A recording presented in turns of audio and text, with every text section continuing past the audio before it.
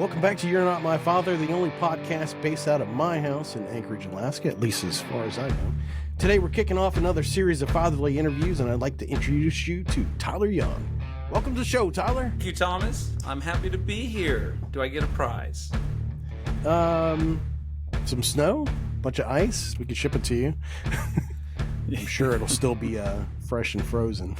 Hey, man, just send me down some fish and with that ice, and I'll be real happy. You know, that is the number one request I get is fish, smoked fish, salmon. Yeah, salmon. So, for those of you that don't know who Tyler is, or hell, don't even know who I am, why don't you tell us how you and I met, Tyler? I think this would be a great way to kick this off. Yeah, so Thomas is a CEO and a business owner of a company that provides hospitality businesses with their point of sale. And I also happen to have a hospitality point of sale. And I saw Thomas and I said, I think that guy should sell my point of sale. And then I heard he had a podcast. And then I started listening to that podcast. And I listened to half a dozen episodes, learned a lot about him on those. And it just struck a chord with me. I loved what he was doing, how you were putting yourself out there. And quickly said, I want to go talk to him about that. And so we met through the RSPA, we met through our industry itself. And today, no, we don't do any business together, but we are on a podcast together. Yeah. And thanks for coming on. Honestly, this is the first time I think that it is the first time that I've actually had a listener on the show. So you get the first prize award for being the first listener on the show, which is really, really cool. It's funny, my podcast, I'm not going to say it's really popular. I mean, I get decent numbers for somebody like myself, but I don't get a lot of feedback. So if there was one piece of feedback that you could give me, and I'm just like all business here for a moment. I'm like, if there's one piece of feedback, Tyler, that you could give me about my podcast, what would it be? I would ask you, Thomas, what is the purpose of your podcast? And when you know the purpose of your podcast, my feedback would be do that 100%. Because I don't think, from what I could tell, you're 100% into this podcast. It's not promoted. You're not growing it. You're not, really putting a lot of your effort into it. It's once a month. You talk about how you're not sure when you're going to do the next one. And so it just seems like you're doing it, but you're not treating it like you treat your business. And do you want to, would be the question. And if you do, then my feed would be to then do that. And if your answer is not, then I have completely different feedback. But I would challenge you to take it serious, because there are a lot of people out there that need fatherly advice. There's a lot of people that are fathers out there that need to hear other examples and ways to do things. And I think since you have put yourself out into the world, which so many are uncomfortable doing, you might as well go all in. Well, I appreciate all that. That's amazing feedback. Certainly little that is a gut punch, take that, Thomas. But well, hey, I think I did tell you when I said I wanted to come on your show, I said, I'm gonna punch you in the face. That's okay. That's okay. Yeah, it's really funny because since you and I met in Puerto Rico, I have really kind of considered doing more with my podcast, taking it more seriously. So I'm kind of in the process of doing that. But I really appreciate the throwing the gauntlet down, the challenge, of like if you're gonna do this, do it. Don't screw around with it. Get it done. Do it. So I appreciate that.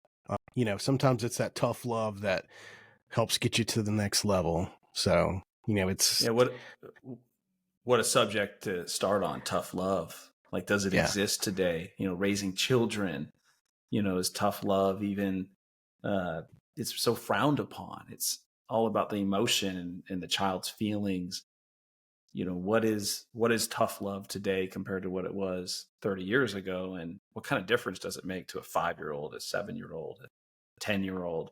So tough love. It's interesting you chose that word. Yeah, I wouldn't say I'm a big tough love fan, but um, I really believe that it's critical. You know, I'm not much of a homeschool kind of guy. My wife, on the other hand, she's like, we should homeschool our kids, and I'm like, well, I can kind of see where you're going with that, but part of me is like, you're going to be out in the world with everybody else.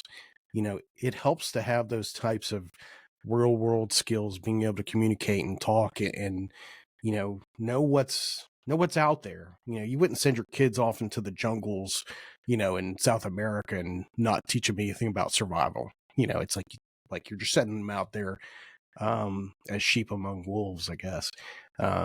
It helps to understand, like, there are wolves out there. There are people that, may hurt your feelings, and how do you deal with that? And it's not to say that I want to hurt my kids' feelings, but I really want to not necessarily toughen them up, but, help their skin get a little thicker. It's like, okay, if you're going to go out there, somebody might say something that's going to hurt your feelings. That's okay. You have to learn to understand how do you process that? How do you deal with that and still come away being yourself and feeling good about yourself? It's like Tyler punches you in the gut with comments about your podcast. It's like, okay, I'm still good. I'm not going to walk away and be like, I'm going to cancel this show. Yeah, no, I mean, I think while I did maybe punch you in the gut there, No, you didn't. I'm just trying to ham it up here for comedic effect. Yeah, well, I mean, I challenged you to say, is this a hobby or is this something you want to do? And a hobby we do when we can, and we get enjoyment out of it, and that's fine. If you have hobbies, have them. There are things that I like I like to play basketball, and I play it every chance I get, but I don't put time, energy, and effort into it on the regular. I don't try to get any better than I am. And as I listen to your podcast and your intent behind what I've assumed so far, the challenge is this a hobby or is this something you want to put more energy behind and be real about it? I'm kind of on the fence, man. I feel like part of me wants to be on the side of the fence of like, let's do something better with this. But the motivational aspect of it's kind of been sitting on this side of like the hobby. It's like, oh, it's just a hobby. And I mean, being truthful as I always am, the no BS part of me is like, maybe I just don't, maybe I'm just lazy. I'm just like I'm not committed to doing more with the podcast than just approaching it casually. And ever since you and I talked, I feel like I want to do more. Like video for me was like taboo. I'm like, oh, I don't want to do that. It's like I'm gonna show my face on camera and people are gonna be like, look at him, blah, all these negative aspects. But I started watching, a lot of times whenever I'm caught with a challenge, I'm like, let's just go get educated. Like, just try to educate yourself. Dig into as much knowledge as you can to try and figure it out. And there's this one YouTube guy that was giving advice to fellow YouTubers, and he's like, most people don't care. He's like, they don't care. They don't care what you look like. They're just, they're here for the content. And so something about that resonated with me. And so, I'm pushing myself into video. So we're doing video for this. Like all our future podcasts are video. So, I'm trying really hard to put it over the fence. Let's jump over the fence. Let's get into let's do this the right way. Let's try to make something out of it as opposed to being a hobby. So I'm not saying I'm there yet, but I'm trying hard, Tyler. Yeah, well, I think every entrepreneur and every employee at some point kind of feels that they have a plan, a vision, a dream, and a lot of times I get to talk about those subjects. But today, you talk about children, you talk about your kids and how we teach our children and what's going on in their world. But there's so many life lessons that we can actually learn from our children and pass along down to them. For example, right now you're treating this as kind of a hobby, and think about all the stuff our children treat as hobbies and that they don't turn it into something. And, we're not truly giving our best to our children if we're not being the best version of ourselves, if we're not pursuing our dreams. Because how could you tell your son or your daughter, you can be anything, you can do whatever Yeah. you want, yet your son or daughter look back at you and say, well, why aren't you? And here you are with this podcast, which, by the way, kudos to you. It inspired me and motivated me. I said, man, this nobody, using your words from earlier, this nobody in the beginning, from Alaska, is doing a podcast, and he's talking about his life. And it inspired me, Thomas. It did. That's why I kind of grabbed you in Puerto Rico, because like, man, you're just laying it all out there. You're putting it out there when so many people would have fear prevent them. And you may not be treating it like a business, but you're still doing it. And that's more than most people, because they don't take that action. So you're showing your kids, action, which is huge. And, if you just simply define success for the podcast, help your children understand what success looks like, it's a great example of taking action on a hobby or taking action on something you want to pursue to be more. But either way, I think you're inspiring your children by what you're doing. You inspired me to say, man, it just pushed me to keep getting more comfortable with the uncomfortable myself. And it is why I reached out to you. And I wanted to come on here, and I wanted to say it on air and say that any of these listeners, or even if no one listens, the fact that you're willing to record your life, share your stories, share your heartache, share your, situation with your firstborn, that hopefully inspires others to share with their friends, with their family. They don't have to share online, but just share with a friend.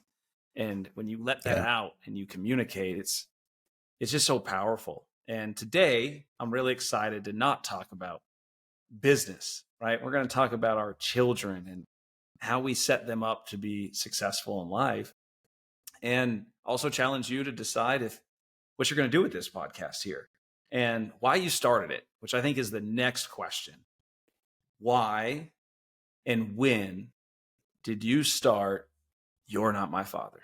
Well, I probably have talked about this in a past podcast, and if I contradict myself, then I'm going to just say that this is the de facto version. Life But evolves. right, yeah. Perspective change, my memory. Yeah. Yeah. I want to say it was somewhere around the pandemic time. It could have been during the pandemic, early pandemic. So I'm kind of a wannabe musician, and I make no bones about it. I am not going to turn that into anything professional. So don't challenge me, Tyler. Don't you do that to me.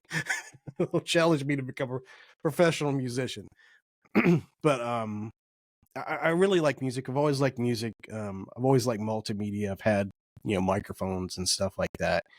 And my daughter Sophia, one time, came up to me. She's like, "Hey, we could do some videos or something, or some podcast or whatever."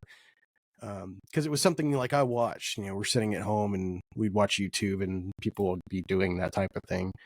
And I was like, "Yeah, we could. Let's try that out." So I just kind of cobbled together some of the stuff I had, and we did a couple of podcasts, and it was kind of cool. One of the things that I think that in the beginning was I think it was just more of like a tongue-in-cheek kind of thing. You're not my father. It's like you're not my father. It's like something. What was it? Star Wars. Darth Vader and Luke Skywalker. That's people think that he said, you're not my father. What he said was, that can't be true. It's impossible. Search your feelings. You know what to be true. I am your father. It's just kind of something kind of off cuff, just kind of funny or whatever. And then I just kind of started drinking my own Kool-Aid and was like, maybe this could be something, maybe it is some kind of fatherly advice or something like that. We kind What of kind of bounced feelings? around. Yeah, Go ahead. as just what kind of feelings as you knew that you enjoyed the technical side? That's what I heard you just say, right? You're like, I'm Yeah. capable. I would enjoy this. And now we're going into You're Not My Father's, how you titled it. But what were you feeling at the thought? Do you have a history of like putting yourself out to the world, showing them who you are, posting videos? What feelings did you have about sharing your personal life with anyone who listens? Um, I, I'm kind of a history buff in some ways. Actually, let me walk that back.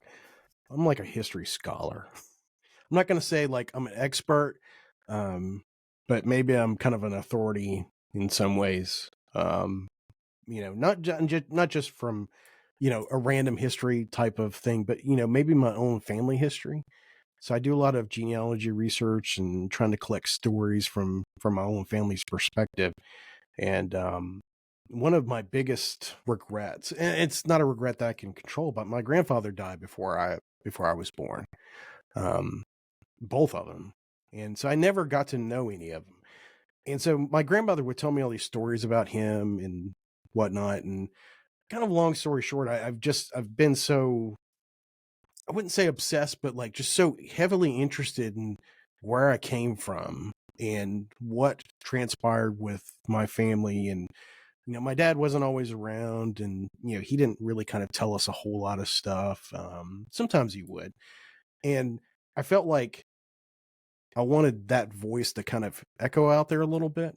I remember when I was a kid, I was born in Australia. My parents were both in the Navy, and at one point we ended up back in the United States, and Dad was, I think he was in Diego Garcia, which is like this small little island or archipelago or atoll south of India. It's where our nuclear bombers are and whatever. And he was working there, and he would send these audio recordings. And I remember like playing on these reel to reel things. This is back in like the 70s. I'm like this little kid, and I'm hearing my dad's voice, and he's kind of chronicling, kind of what's going on. I don't remember the story specifically. I just remember that Dad did that. And so part of me was like, how cool would that be to have something, perpetually, not just for my kids, but, maybe their kids too, like what if, heaven forbid, like I die before they have kids, they'll never know who I am outside of some photos and some other random stuff.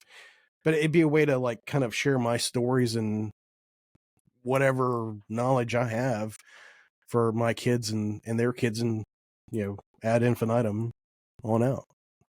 Yeah. So did I just basically, I'm going to just kind of summarize that up, that I didn't hear any fears or concerns because your focus was on creating recorded history and thoughts that would live beyond you for your children and their children.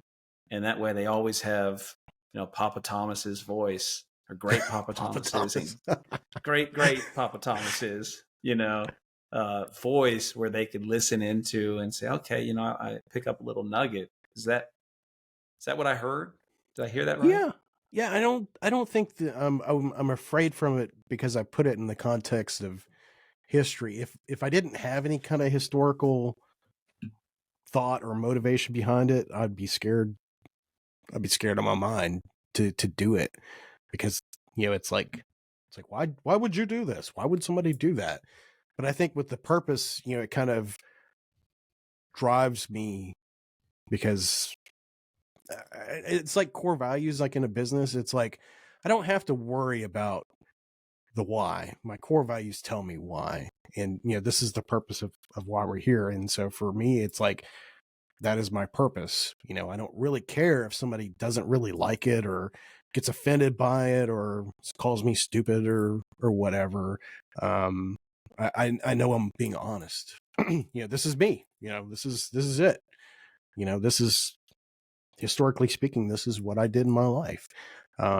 Whether it was entertaining or valuable or something, it's kind of like a documentary. The documentary doesn't have to be entertaining, but at the very least, it's factual, I guess.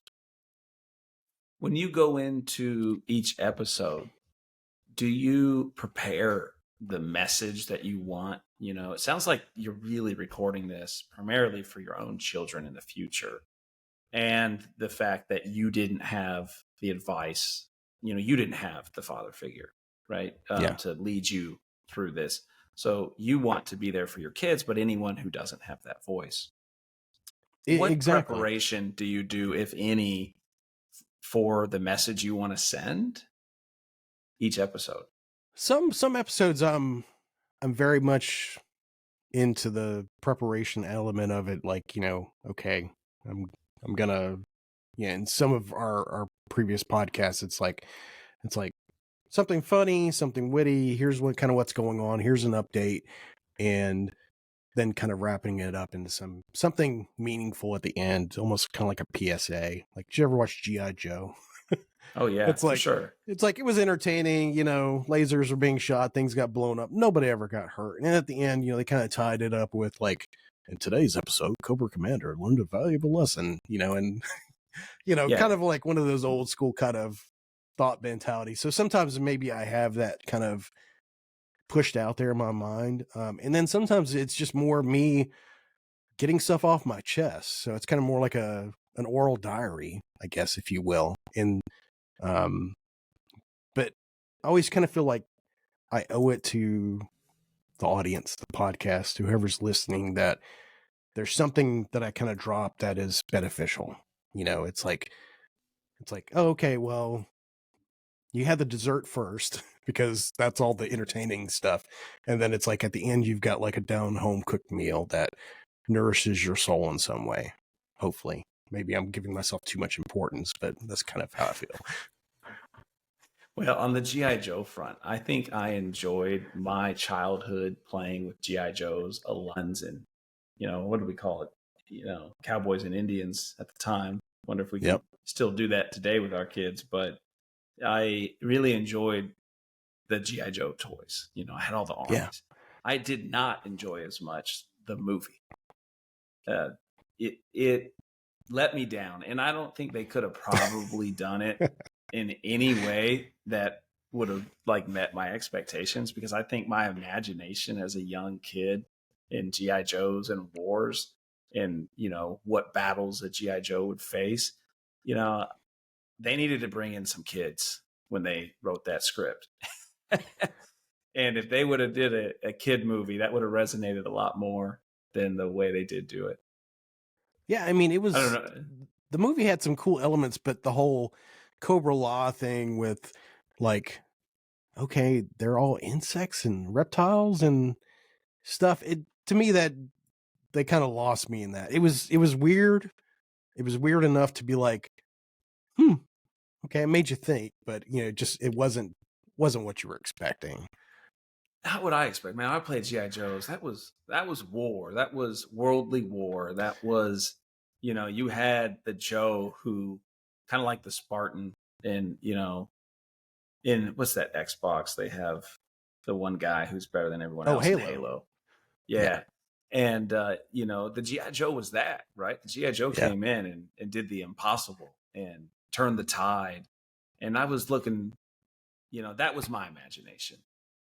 Yeah, the hero. You're the hero of the story. There's a clearly defined bad guy, and it's I forget who the author is, but it's a really great book. It's The Hero's Journey, and it's something that a lot of movies and shows and historical epics are based off of. Everywhere from like Gilgamesh and Beowulf all the way to Star Wars or whatever, but you've got that circular kind of hero's journey type of thing. And I feel like we all kind of feel like we're the hero of our own story. And we kind of have to go through that process of, failure and redemption, and we kind of come out of the end of it, educated, knowledgeable, and triumphant over whatever that problem was. And if this is the deepest conversation that anybody's had about G.I. Joe, I don't know what it is. Oh man, I had a deep conversation about hair loss the other day. Like, it was so philosophical or whatever. Actually, I would say I'm an expert. Yeah, definitely. And so, real quick on that, we're gonna we're going to put this out there on the air. I've been going back and forth on LinkedIn with a gentleman who was interested in a role in technology. And he reached out to me, and it was about the beards and long hair post that I made. And he talked about, he has no hair and, being your authentic self. And then we got into the subject of if you modify yourself. He said, well, I guess I could get hair transplant, right? But then I wouldn't be myself. And then we got into the idea of, well, is changing your physical appearance really changing who you are on the inside? It's really about the intention. Like you could get hair implants and still be your authentic self if you're true to yourself, if you're not putting your value based on your looks, but it may help to have the confidence that you used to feel when you had hair. And then that turned into, really it's all the same. Like I have this long hair today. Well, I'll lose it someday, or I'll shave it and cut it someday, or it'll go thin. And if you're bald, you once had hair. We all had it. So it's just really about a transition of how we value ourselves and who we are. And right now I'm this long haired, crazy, wearing these are my son's glasses, and I'm going to showcase a story later I wanted to tell about why I got the lights on and stuff. But it's a transition in life. And when you lose your hair, Thomas, it's a mental challenge. And when it starts thinning, it's a mental challenge. And when things change and what you were good at and you no longer are good at, or what you did have and you no longer have, that is a transition that you mentally have to go through and accept.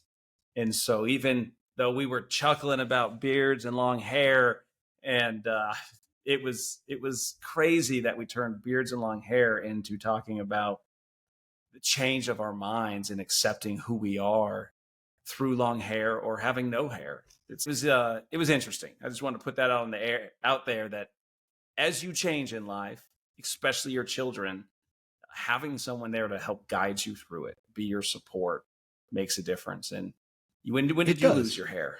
Oh my God, this is a great story. So I have pretty thick hair, so where it is, so like these sides, I mean it's pretty thick. Just not right here. But when I was in high school, my Spanish teacher, Mr. Wilson Hall, I don't know if he's still alive or not. He wasn't really a great teacher, but he was a great confidant, in class. And one day he looked at me and he was like, he just kind of like just looking at my hairline, and like my hair was like down here, and he's like, "Yeah, you're gonna go bald." I was like, "What?" He's like, "Yeah, it's gonna happen. Yeah, it's gonna happen to you." And so like that was just kind of one of those echoes in my head for years, and it kind of got me started being paranoid. And gradually throughout the years, my hairline started to kind of recede and go back. And at some point I just kind of owned it. I shaved my head at one point. That was cool because it was like, okay, like you've transitioned, you've gone to the other side, like you've got no hair. It's like, okay. Were you thinking like, I always knew this would happen? Well, what were you thinking? Because the teacher, he planted that seed. Part of me was like, was that some kind of psychosomatic physiological response that like I willed it into existence, but I look at pictures of my grandfather, and so part of you blames yourself for having no hair. That's funny. I just had to reframe it for you just so you heard it. Yeah.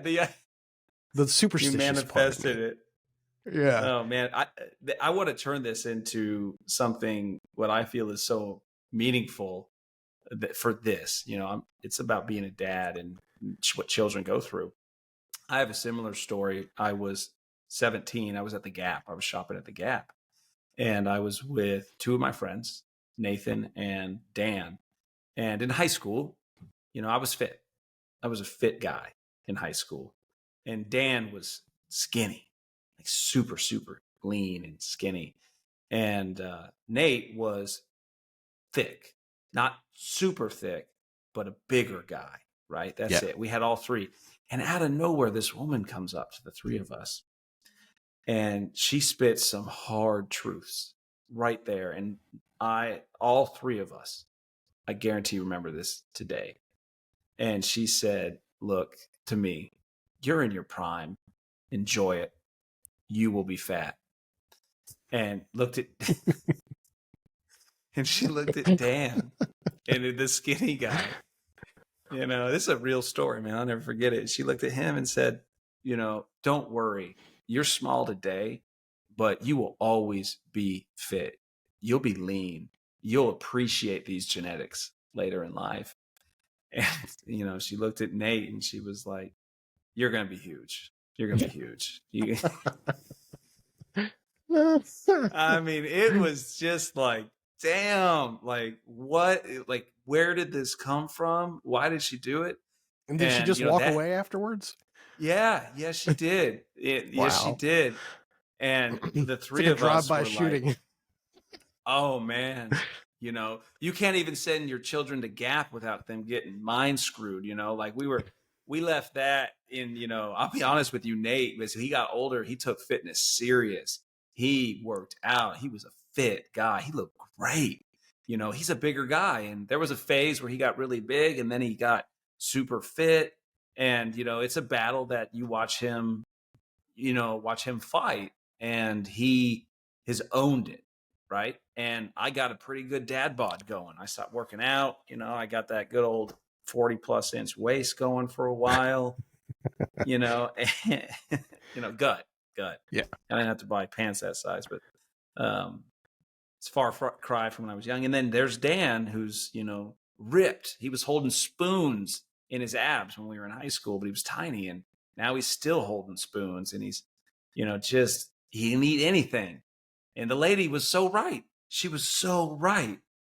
But it created a lot of insecurities, you know, for all of us, I think. And it was an impact that we probably could have not experienced. And that's what I wanted to turn this around. Like, you had doubt from your teacher, and what we tell our children when they're young impacts their confidence at their core for the rest of their lives. And, you know, we obviously get to a point in life where we accept who we are, ideally most of us. But for our children, how are you building confidence in your kids? So, one of my, I think next to last podcast was talking about, you know, raising your kids and universal advice. I feel like every kid is different. Actually, I'm just going to say it, like every kid is different. They all kind of require a different way of raising them. It's like my daughter Sophia. She's got a lot of me in her. Like, she's very smart. She's very introspective. I think she's very sarcastic in a lot of ways. You know, she's got a skeptical mind. For a long time, I would say she was fragile with her kind of demeanor. But, you know, at school, there were some girls, like, she used to wear princess dresses at school. Like, she just wanted to do that. And she loved it. And we encouraged it. It's like, hey, you want to wear a princess dress? You want to dress like Elsa? You want to be whatever? All right, let's do it. And for a time, it was pretty good. And then there was some girl at school who really just decided to lay into her and tell her dresses were stupid and all this other stuff. And it kind of, you know, it took her down a few notches, and she was sad, and she was intimidated to go back to school. And, you know, it took a little bit of doing to kind of get her back out of that. So, you know, nowadays, like, I'm very cautious about what I say with her. You know, I'm much more encouraging with certain things. And if I'm going to say something, not necessarily negative, but I try to say it in a very fashionable way of like, here's how you can improve, that type of thing. Now, my son Conan, on the other hand, he needs to be knocked down a few steps. Like, he's like, my wife says that he's one of those, like, he'll succeed and we don't want to take the wind out of his sails because he's just indomitable. Like his spirit is like, he's like you, Tyler. He's like, I'm going to push through and I'm going to keep going. And it doesn't matter who's in my way. It's like, if there's a brick wall, I'm going to go through the brick wall. And so I feel like I saw posts that you've put of him, and I got that feeling. He seems that way. I mean, I always feel like I need to knock him down a few steps to try to ground him in reality. And, you know, I think, you know, as a father to a son, like you kind of have to toughen him up a little bit, because that's kind of like the society that we're in. Like guys are, you know, we express love and affection in many ways that are, from an outside perspective, you're like, oh man, these people hate each other. And then you listen to the context and the tone, and you're like, oh no, they love each other. That's just how they talk. And so you know, it's a little bit of tough love, but it's also like indoctrinating him into like, this is kind of how we do things. You know, this is the tribe of guys. How do you balance knocking him down, but not knocking down his confidence?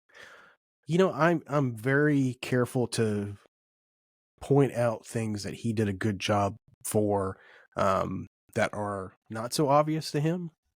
Be like, good job, buddy. That was awesome. That was great. You did a great job there. So I just don't want him to get cocky and arrogant to the point where, you know, it affects him to where it, like, mentally, like, he can't distinguish between what he feels and what's appropriate. Because he's had some of those challenges where it's like, I wanted it, and therefore I'm just gonna take it. It's like, no. It's like, I want him to not be rude. It's like, we're polite, we're caring, we're compassionate. You can feel like you're the best at this, but always remember that you need to be considerate of other people. You need to look out for other people. And so he has a lot of challenges with awareness of other people, but like, he's such a sweetheart sometimes. Like, he'll do things for me or for his sister or for my wife that are just like, he's just a sweetheart. And like, that's the times where I'm like, I'm so proud of you. Like, he was so caring, he was so compassionate. And it's like those types of things, like I'm hoping he's learning from me or from other people. And so maybe it's not really intentionally pushing something on him, but it's more of like love by example. It's like the love languages, whatever those love languages are, acts of service, you know, touching, physical touch or whatever. It's like showing that you love and care about people. So I think that's probably what I do with him. I'm trying to knock him off the high part, but I'm still showing him love every step of the way. Like, why did I do that? Because I love you.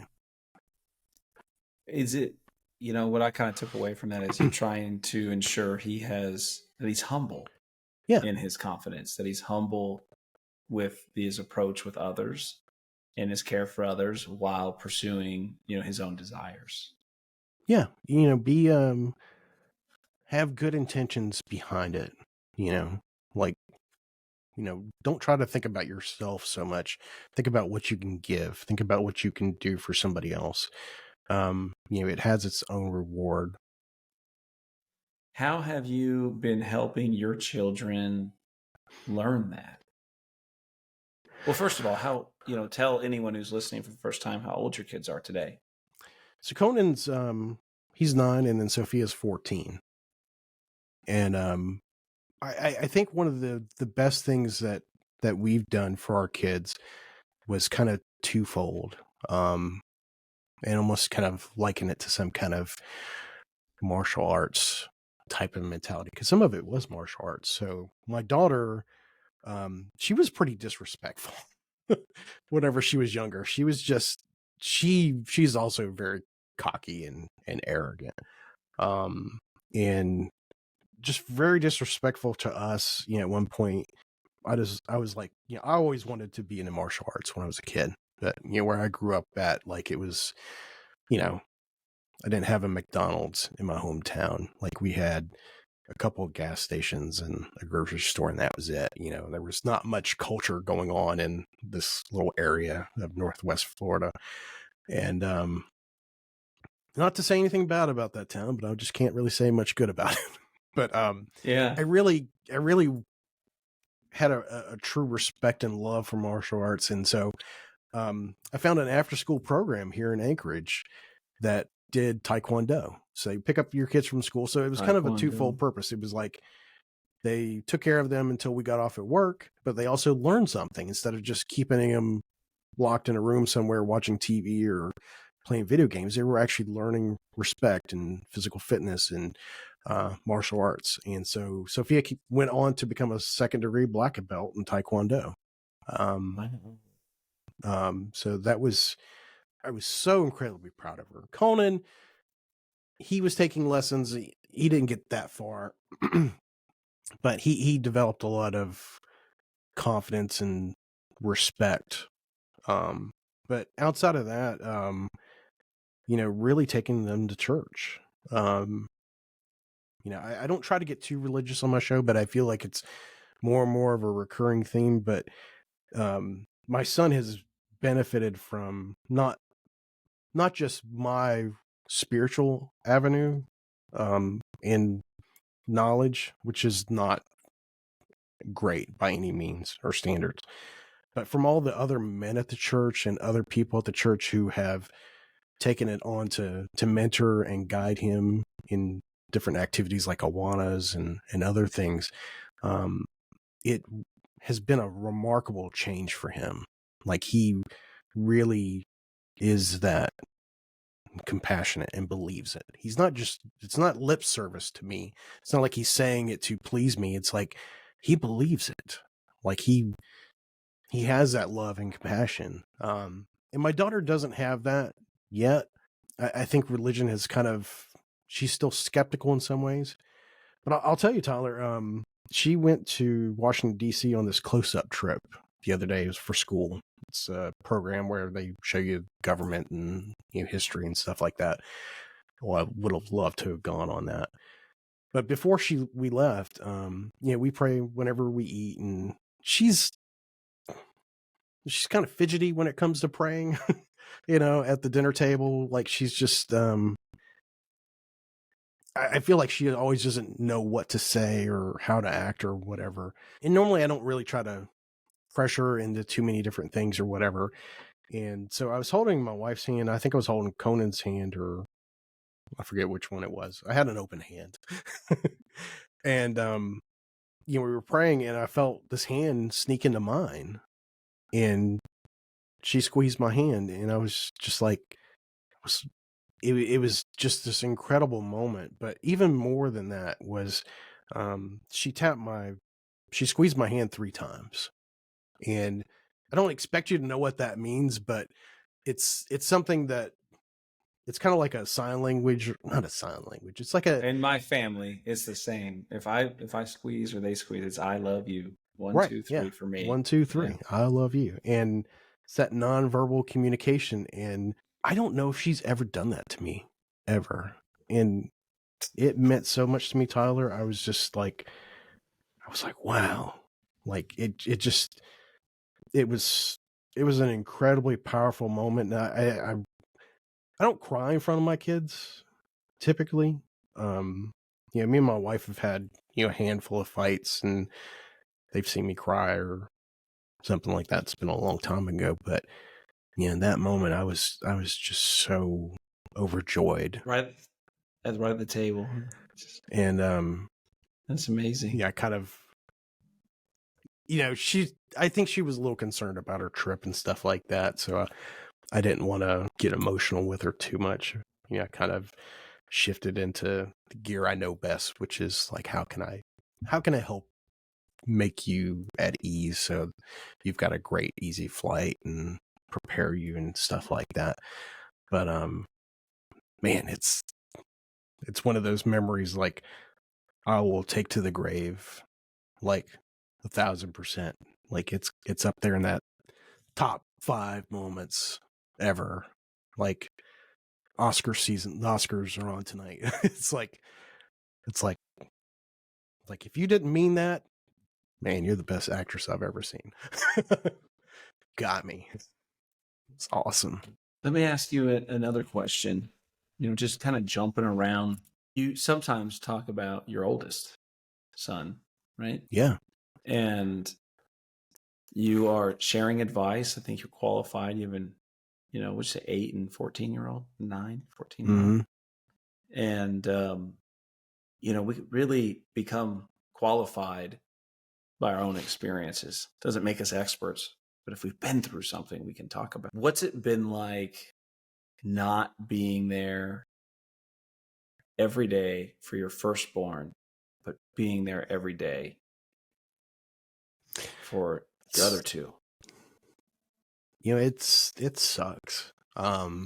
If you've never listened to the show before, I've got 3 kids. One that I've never met in person, never really talked to on the phone ever. I just kind of, you'll have to go back and listen to another episode, but, for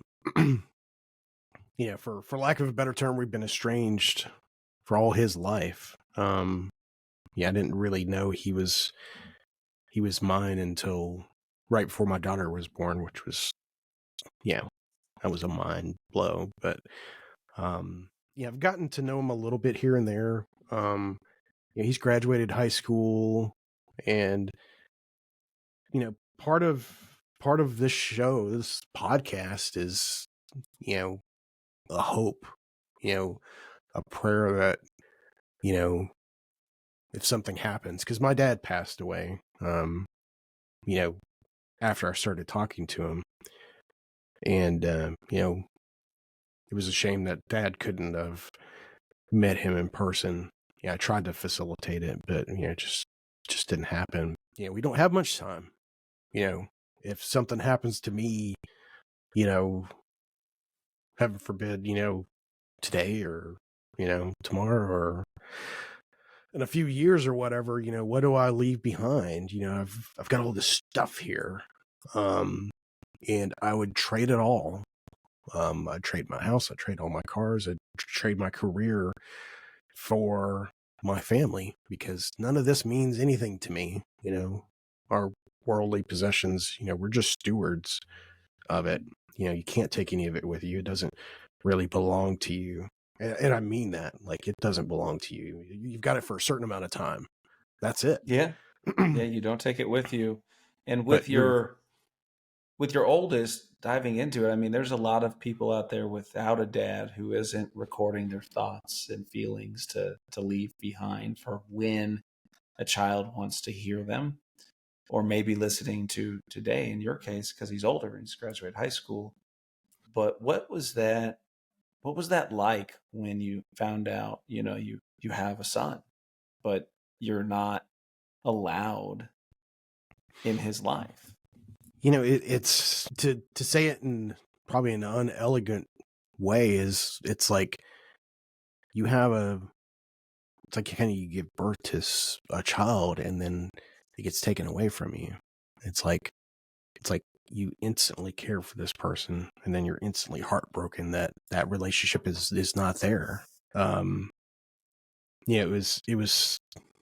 It made me upset in the beginning, because how the systems work with child support and whatever. They literally do not care about you having a relationship with your son or your child whatsoever. All they want is to get paid, and they're not mediators or anything in that regards. I mean, it's just like you need to pay. Whenever I went and did the DNA thing, they fingerprinted me, they took photos of me. I felt like I was getting processed to go to prison. They wouldn't even let me pay for child support. Like, they instantly just garnished it out of my paycheck.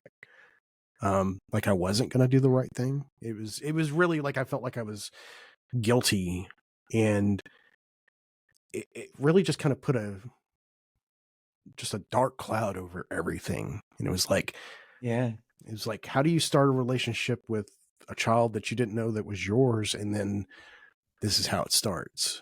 And it's like, you can't talk to him. And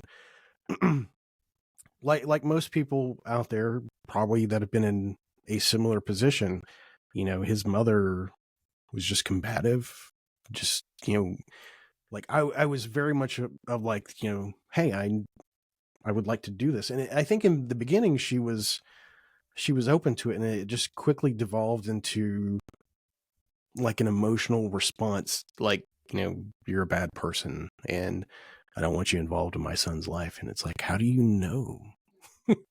Like, it's been, I think at that point in time, it was like 7 years since I'd seen her or something like that. And it's like, how do you know? I mean, it's like, if I want to be in my son's life, is that makes me bad? Or, I mean, just from my perspective, I would like to think that most people would, if a father wants to be in a child's life, isn't that a good thing? Mm-hmm. I mean, yeah, I mean, it's not like I'm a criminal or somebody horrible. I'm just, to paraphrase Boba Fett, I'm just a man trying to make my way through the galaxy.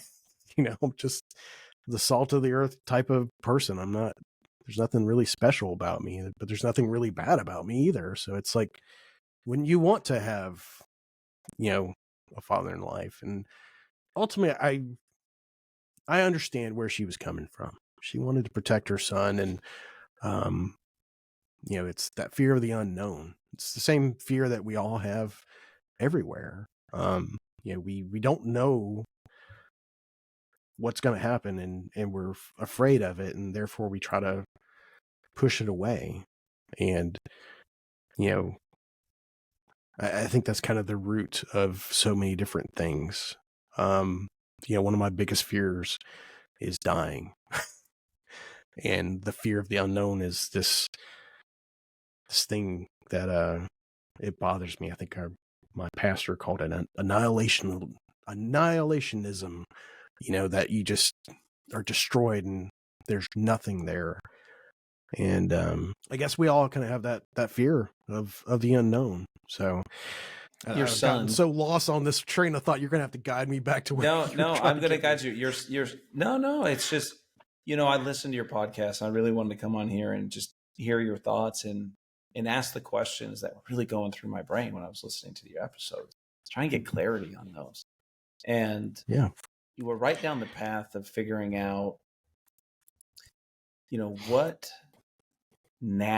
today are you doing with your son, who's now, a man, right? He's graduated high school. He's makes his own decisions. And, he grew up not knowing his biological father very well. And, the way you treat your 2 kids in Alaska, what you're doing here and the intent, hopefully that he'll listen. And I've heard you say it. I hope you're out there listening. I'm wondering, what have you tried? What advice would you give yourself right now if you were me, if you're someone else looking at your situation, and what would you tell yourself? It's kind of an odd question, but let me reframe it. Let's look at it this way. You have the experience of not having a relationship with a son that you didn't know was there until later in life. And you're heartbroken over that. You can tell. And you throw yourself even more into your own 2 children to ensure they don't feel that way. But you have an older son who didn't get that love, especially from you. And now he's 18. Now he can make his own decisions. He's an adult, and your relationship still is non-existent. And so if someone, knowing all of that, and now you ask yourself for advice, like, how do I make this better? What actions, what advice would you give yourself? Man, that's a great question. If I was to step outside of my body and try to tell myself the hard truth about the whole thing is, try harder, do whatever it is that you can. But understand that, this is a person who has their own life. You can't control them. Like my kids, I've got control over because they depend on me, like if I screw up at work or if I do something stupid in life or whatever, they're all going to get affected by it. So, you know, I have to be careful with them, but you know, they're ultimately my responsibility. Him, even whenever he was a kid, you know, I didn't try hard enough. I mean, I could have tried a whole lot more. I just honestly, you know, what it came down to was a money thing. You know, I was like, yeah, I moved to Alaska, and you know, we're still trying to get on our feet, and here's I think is my firstborn, and then all of a sudden I get this paperwork show up on my doorstep like a week before. Wow. And it's like, on top of that, you owe like 20 grand or whatever it was, Wow. you know, and it's like, I'm just trying to make ends meet. I mean, how do I do this? You know, he's in Alabama, you know, he's, you know, 6,000 miles away. You know, I'm Yeah. trying to take care of my family here. And, you know, the sacrifice that I made was like, I have to take care of my family here. Like, I can't do both. And Yeah, you couldn't control the decisions that, his mother made. And I'm sure your decisions would have been vastly different had you not already anchored in Alaska, Anchorage, just to have a little pun there. You'd yeah, anchored in, and now you got thrown a curveball. And that's really, what I want to know is, you went through it. It was a money thing, but let's say that's what this show is about, advice. Let's say yeah. somebody right now out there just found themselves in the same situation. Dive into for me that heartfelt advice that you would give someone who just found out they have a child and that child's already born. I mean, if you can afford it, I mean, and when I say afford, like it's not going to ruin you.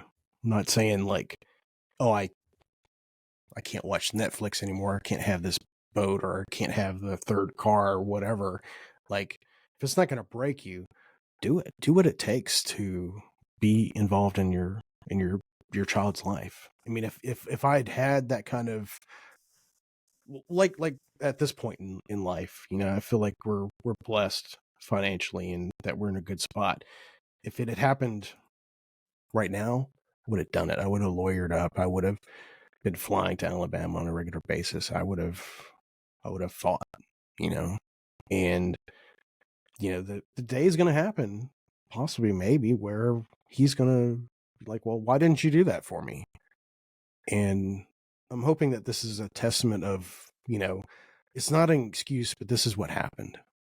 But absolutely, get in there, fight for it.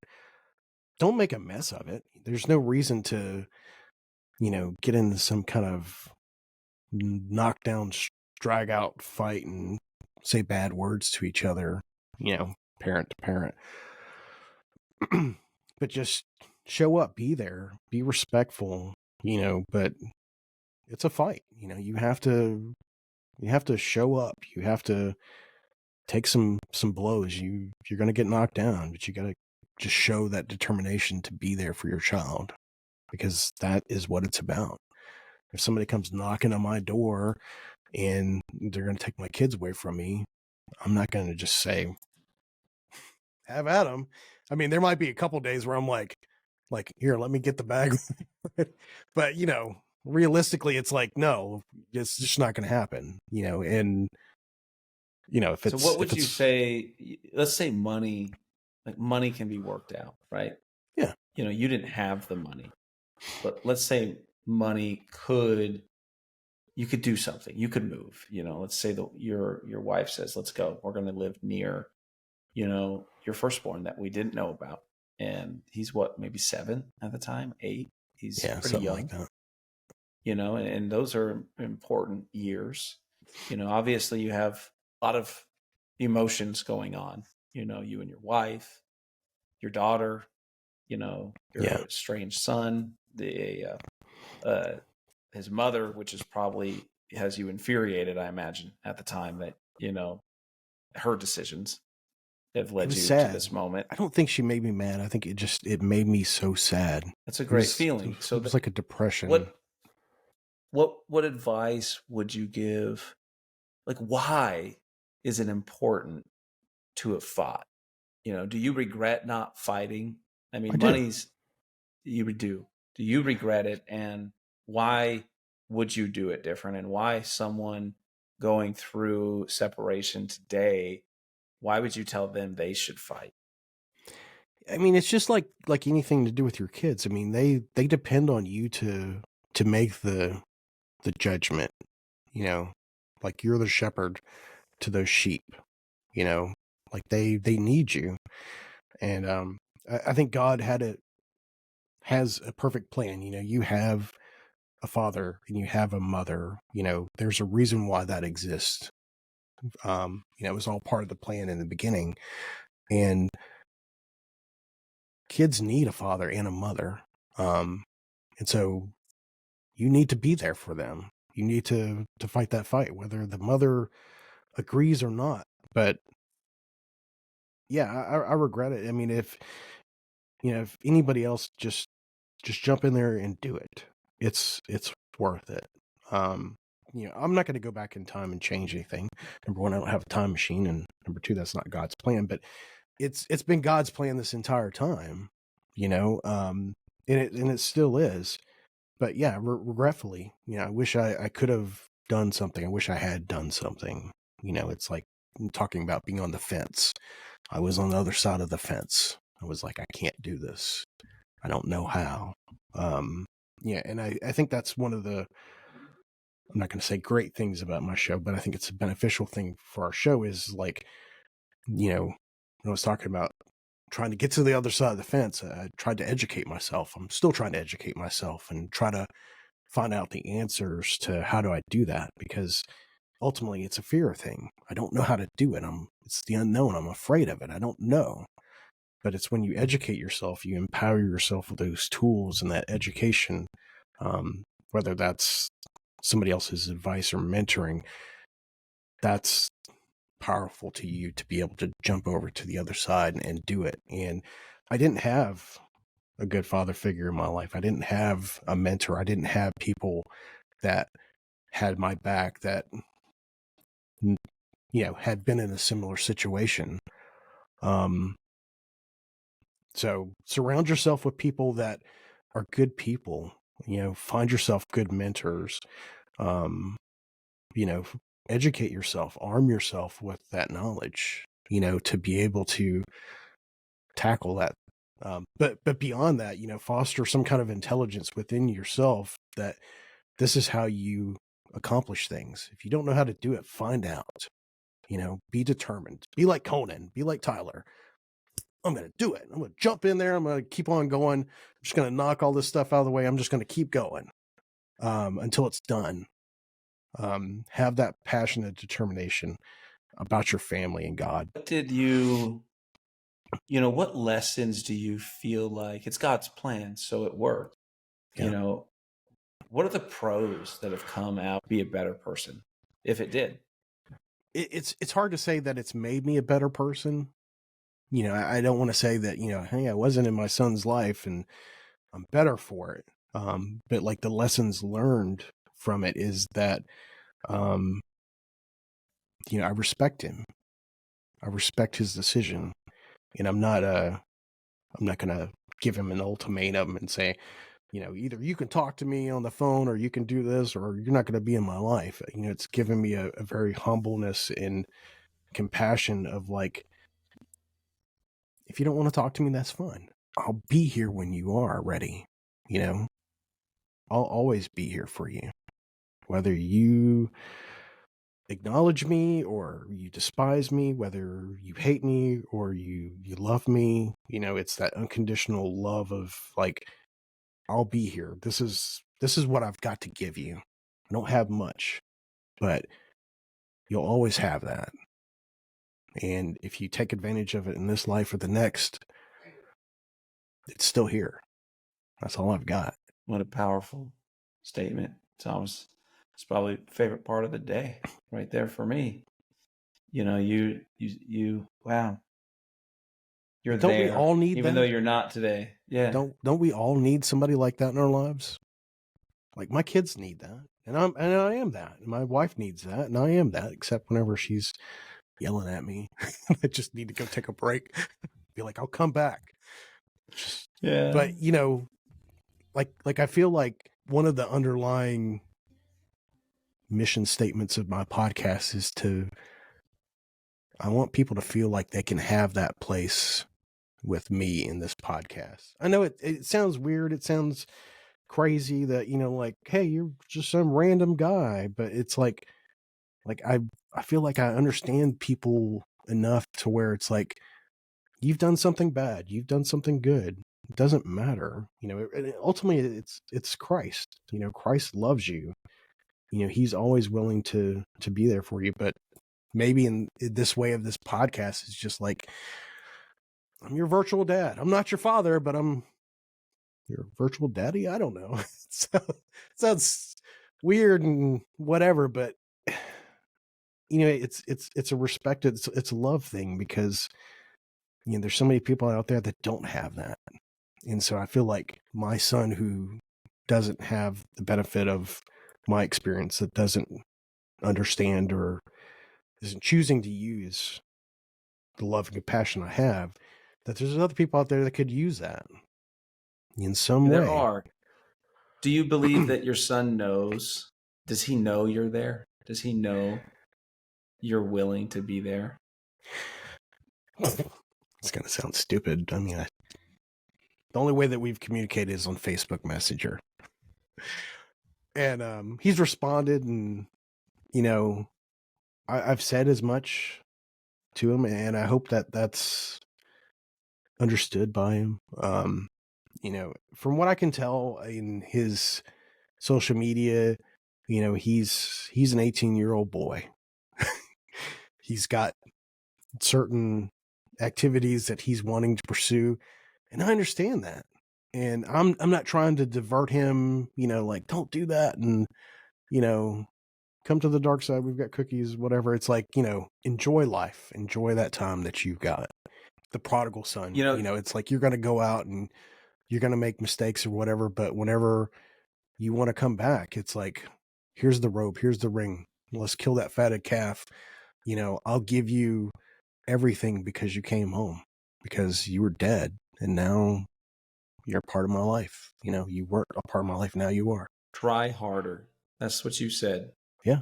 When you gave yourself advice. Could you try harder today? I can. I could.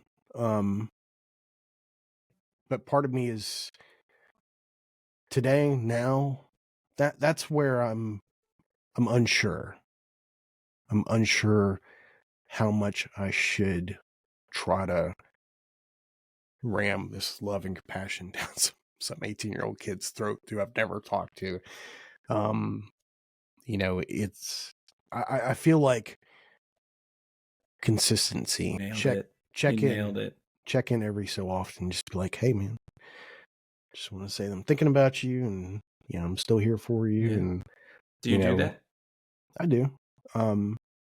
It's I think it's been a few months, but I'm not trying to blow up his messenger all the time and just be, I don't want to come across as that person. I just want it to be like, I don't know, like any other dad.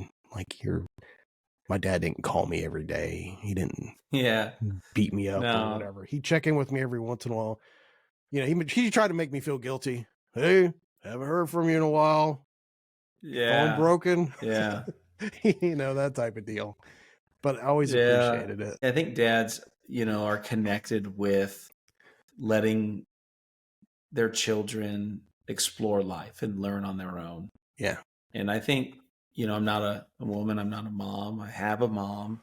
And, my mom protected us, and she was there, and she did everything she could to protect our feelings, our physical bodies, our emotions. And my father was definitely more in tune with, you figure it out. Mom would say, that rock's too heavy, don't lift it. Dad'd say, try. And not all moms would say that, for the record. They would just say, be careful. Yeah. Be careful with that rock. And dad would be like, pick it up. Now you can't pick it up. Now go pick up that smaller rock until you can pick up this bigger rock. Right. Or son of a So, bitch, you picked it up. or yeah. Oh yeah.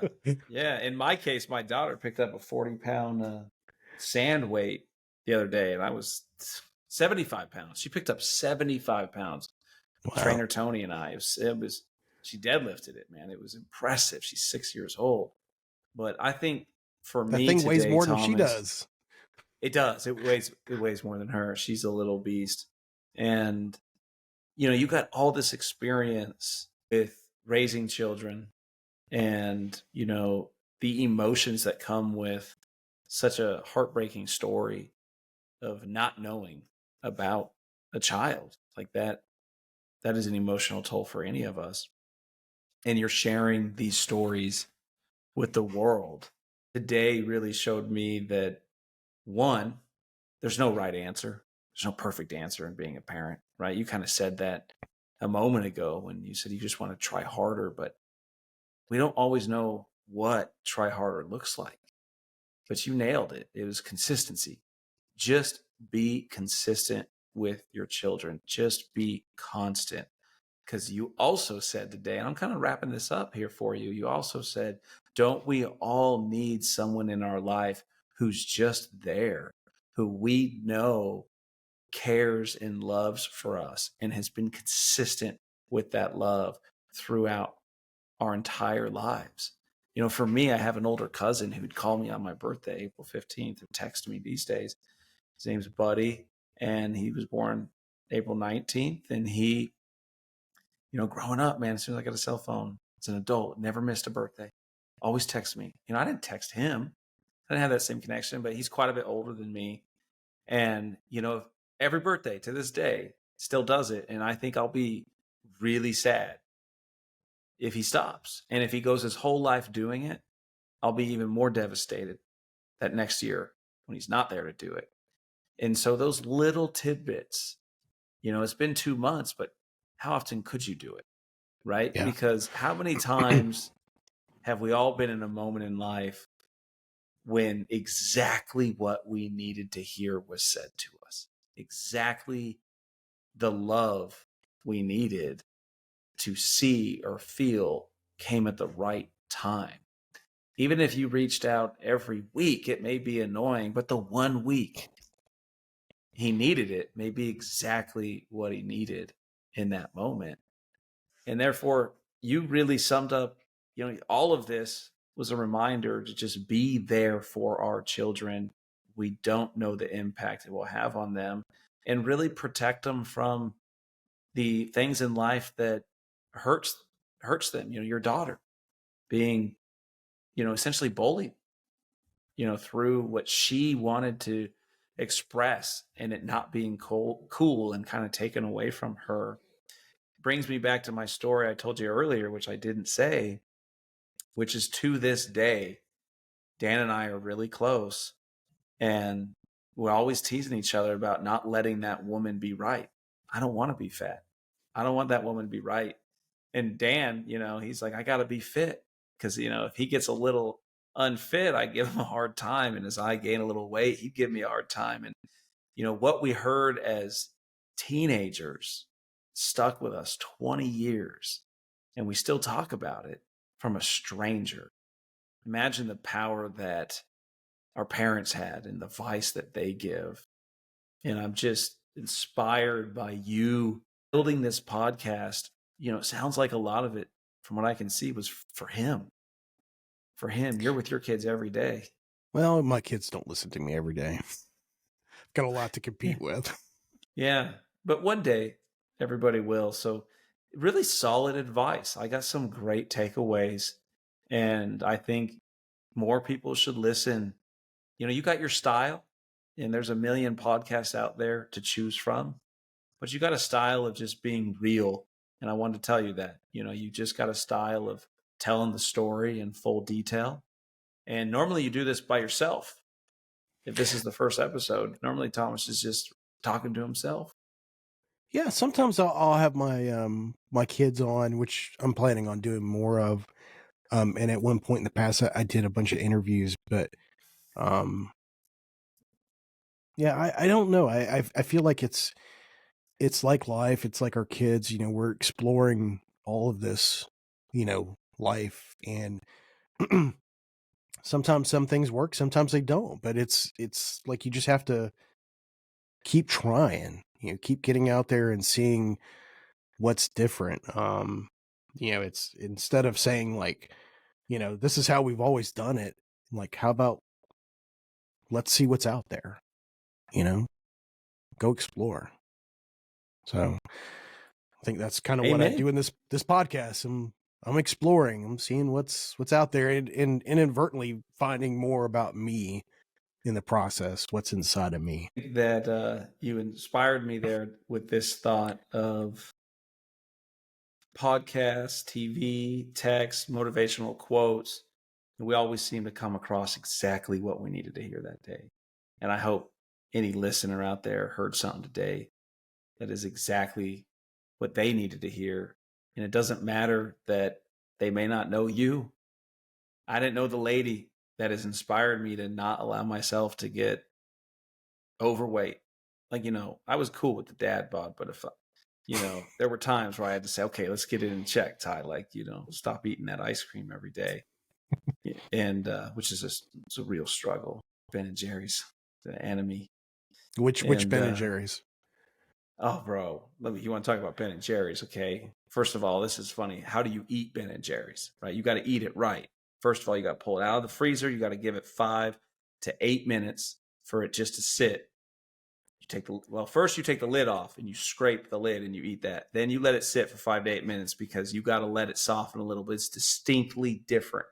The way it hits your mouth, how cold it is because it's too ice cold.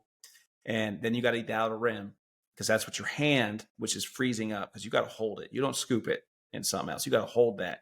Your hand's warming it up. You eat all around the edge. And then that best part, I love this part, the flip. Then you flip it and you get all the bottom melted ice cream, right? You roll that ball over, you eat that. And then generally there's a hard center that has not quite softened up. And then you got to use the spoon. You got to break it up, and then you get some massive bites at the end of just ice cold flavor. And that's the process of which I eat my Ben and Jerry's. And I have found that most people I meet who love ice cream as much as me, we all have the same process. So I got to ask, is that how you eat a pint of ice cream? So I used to. I don't recall how I used to do it, but my dad, believe it or not, fatherly advice. He was like, "You just put the sucker in the microwave for 5 or 10 seconds, and it's just perfect." Okay, that's So, cheating. I know it's just cheating, but it works. And my it go-to does. Ben and I didn't know Jerry's we is could do that. Americone Dream, the Stephen Colbert Okay, flavor. isn't it American Dream? Americone. It's got the waffle cone in it. Oh, yes. I like that one. Half baked. Okay. Absolutely love it. And Spirit for me, little chunky monkey in my Yep. life. I'm down with little Little chunky Cherry monkey. Garcia. I've had the Cherry Garcia, not in my top favorite, but I definitely enjoy it. And there's a lot of flavors. I moved to Georgia, and in Georgia, Ben and Jerry's is like $3.50, and in Oregon it was like $8.99.